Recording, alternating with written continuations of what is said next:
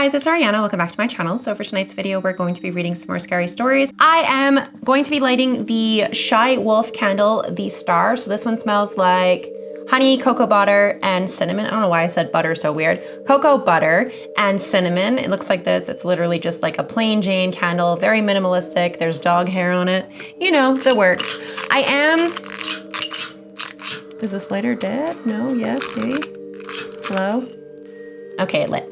I am dog sitting 2 dogs right now, along with my personal dog that I always have here. So if you hear any noises in the background that are strange or sound chaotic, it's because I have 2 border collies being crazy downstairs. So we're just going to ignore them. I also have my blue cup in here because it is summertime and I want to be spooky and I want to have the spooky vibes and I want to get an orange sparkly spooky cup, but it is a million fucking degrees in Canada right now. We have been in a heat warning for like 2 weeks, plus all the wildfire smoke, and it has just been like hell. I am not having a good time. It is so freaking hot in my house because I don't have AC until August. So I am moving to a house that I purchased with my husband, and I am not going to be living there with my AC until the end of freaking August. So I have the portable ACs that are just like in each room, but that really doesn't cool anything down, and I can't have one in here at the same time while I'm reading my stories with you because it's too fucking loud. So you guys wouldn't be able to hear me, and that would just suck.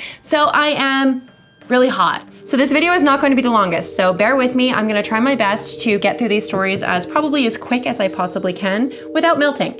So let's jump into the spooky stories. So I have 2 saved, and both of these stories I am actually really excited to read. They are both true stories, and they are both from Reddit. So this one is from the Backwoods Creepy section. It is a shorter story. It's just like an encounter, and then the next one is a little bit longer. So this is from the Backwoods Creepy section. It is from the Reddit author J_the_ADHD_gay, and it is titled "A Tall Skinny Creature Spotted on the Trails." Me and my neighbor walked to the store and didn't get back to our apartment complex until it was completely dark outside. It was pretty chilly out as it was early December, around 9:30 or 10 p.m. In order to get to our apartments, we had to walk through a stretch of road with no streetlights and covered by trees. Usually you can see the moonlight that shines through the spaces in the leaves to see. Since it was December and it was cloudy, there wasn't a whole lot of moonlight. There's a small entrance to trails that lead up to the cemetery behind our apartments. We smelled something like a decaying animal, and we both assumed it was probably a deer that had died, as that's extremely common in our area. However, Em decided to point the flashlight at the entrance of the trail, and we both saw a tall figure crouched down. I'm 5'9", and it would be eye level to me. It was very skinny, pale gray, with long limbs, had really sunken in eyes, or none at all. All I saw was 2 black sockets. Best way to describe it is it looked like it had decaying skin and it was stretched across a skeleton. We both ran until we got to Em's apartment. We still don't know what we saw that night. We tried to figure it out, but we never got any answers. It's common for creepy stuff to happen at the apartment as there's a cemetery right behind the building, and it's just woods.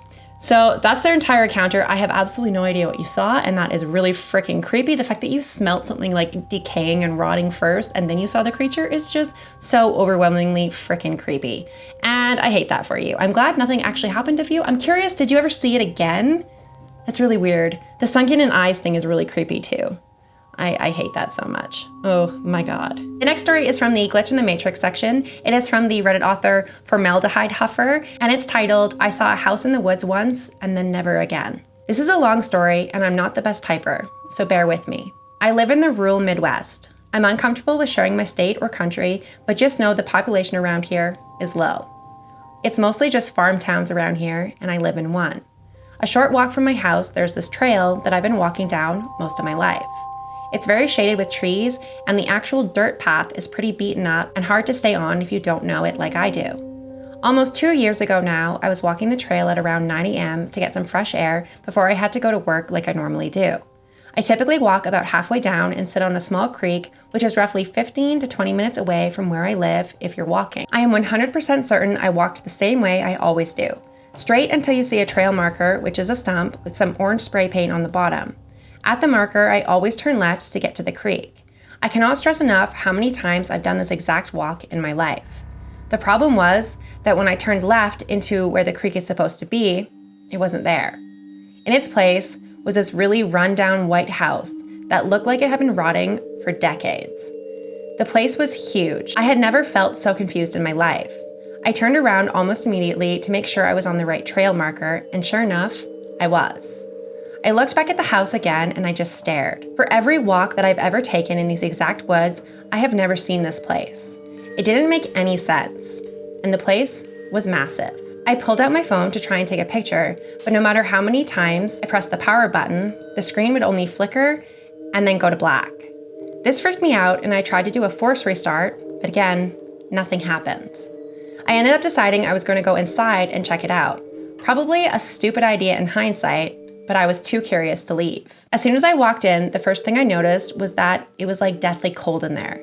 It was like walking into a fridge, and it didn't do anything to calm my nerves. Looking around at the main room was nearly empty, except for a desk all the way at the back left. There was a laptop on the desk that was opened to what looked like a window home screen. And this worried me because I thought I had just walked in on some squatter's place and I didn't have anything to defend myself with other than a phone that wouldn't turn on. To my right, there was a low electric buzzing coming from the cracked door. I walked over to it with my hands around myself because it was freezing cold. I peeked inside to see these two tall men in lab coats flipping through a notepad. When I tell you that they were tall, I mean tall. Probably like 7 feet. And that wasn't even the weirdest thing about them. They were both pale and blonde and absolutely identical down to the shoes. They both had on matching big white eyes with pinpricks for pupils. The eyes were unfocused, like they weren't even trying to look at the paper, and it was very unsettling. Once the one on the left flipped a certain page, they both started murmuring. It sounded like they were talking over each other very fast, and I could only catch a couple of words. I think they kept talking about metamorphosis and hitting their long fingers against the paper like they were pointing at something.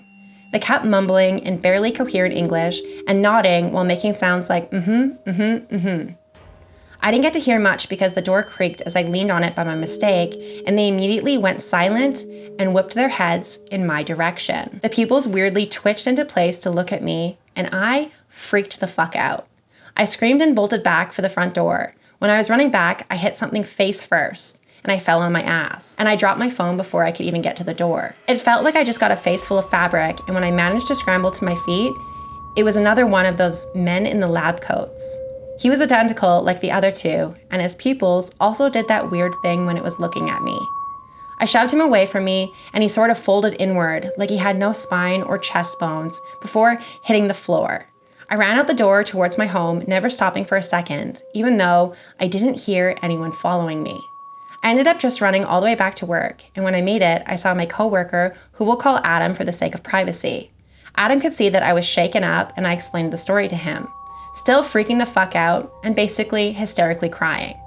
He listened to the whole thing and kept asking me if I was sure it wasn't just a dream, and I insisted it wasn't.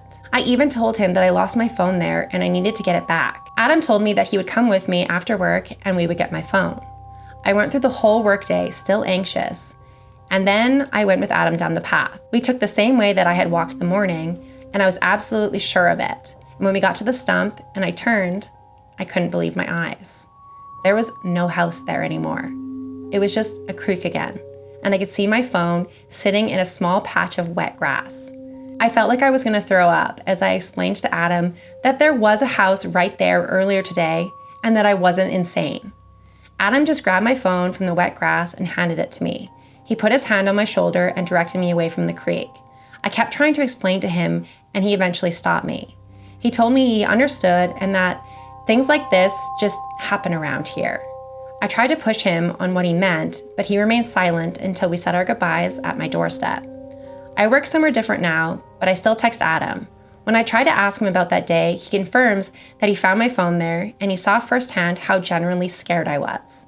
But he won't elaborate on what he meant by things like this just happen around here, no matter how much I try to push it. I still live there and I still go on walks. I've never seen the house again, not even one like it anywhere near, even when going off the trails. I still think about this event and I still get freaked out. There was something distinctly inhuman about the men I saw, and I don't know how a whole house could simply appear and then disappear. The only explanation I can come up with is that maybe I fell asleep at home before work and I dreamed it, but it just felt way too real. And that does not account for when my phone was actually at the creek when I went back. And that's the entire story. So that is just really freaking unsettling. I have no idea. I have no words. The fact that you saw like tall, I guess not little people, really, really tall, 7 foot tall, identical people in lab coats murmuring incoherent English to each other, and then the house just disappears and your phone is just magically still there. That is just really freaking weird.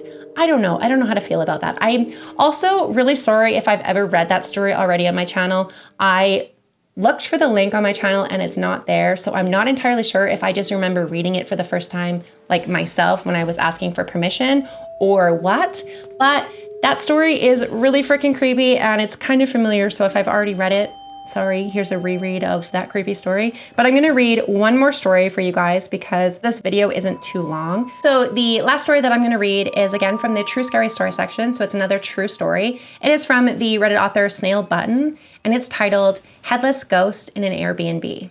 This happened to me 3 days ago at the time I'm posting this. So let's just jump to the story.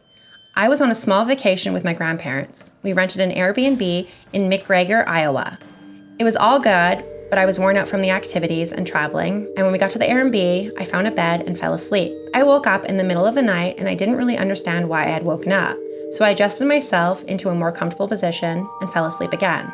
But moments later, I felt this huge sense of dread and extreme fright. My arms felt like they were being poked by thousands of sharp needles, and my lips felt like there was no blood in them anymore. As I opened my eyes, I saw this figure in front of the blinds across from my bed. It was a shadow with no head, only had a neck down. My horror only intensified. I could barely bring myself to pull the blankets over myself and fall back asleep. I woke up at 5 a.m. and went downstairs to think on what I saw, and a little later my grandmother came down and I told her what had happened. She didn't seem very worried about it, and I told my grandfather as well. He thought it was cool, but it still scared the living fuck out of me. So that sounds like sleep paralysis kind of, but at the same time, I don't really understand how you guys can see these types of like entities and beings and ghosts and shit in the middle of the night, be terrified, and then just like automatically go back to sleep. I could never. That is fucking terrifying. I hate that so much.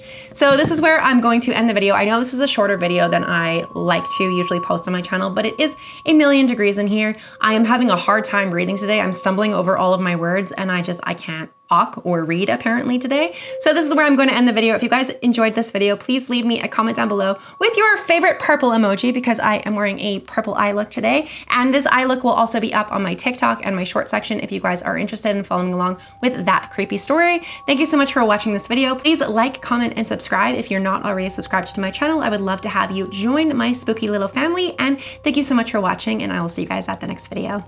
Bye.